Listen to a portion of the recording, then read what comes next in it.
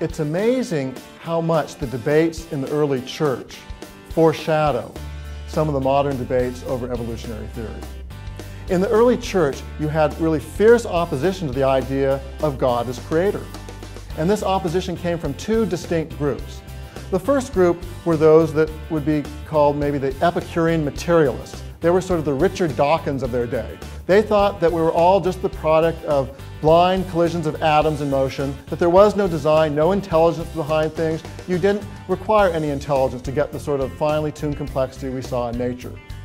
And against that, the early Christians, the early Christian teachers in the first centuries of the church really pushed back hard, pointing out that you really can't have the sort of finely tuned adaptations and complexity that you see throughout nature, the artistry that you see throughout nature, without intentional design and intelligence, that a blind process wouldn't create that. But then you had a second group in the early church that the early church fathers were very concerned about, that also argued against that God was the creator.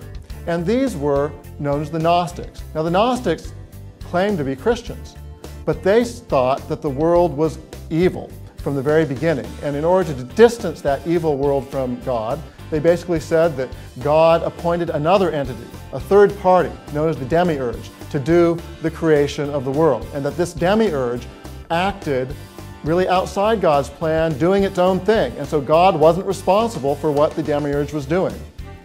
The Gnostics also taught that, again, the world was evil from the very beginning, so there really wasn't a fall, that God didn't create things originally good. God didn't create, and then they weren't created originally good.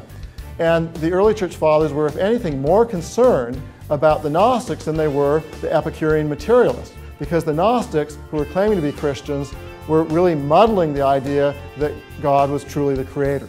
And that I would argue that modern theistic evolutionists who say that, well, God was really passive, a passive agent in creation. He set up an undirected entity, natural selection acting on random variations or random mutations, that produced things that he didn't even specifically know were going to be produced and certainly didn't specifically plan. That really is a reformulation. It sounds very much like the early Gnostic heresy that the early church was so concerned about.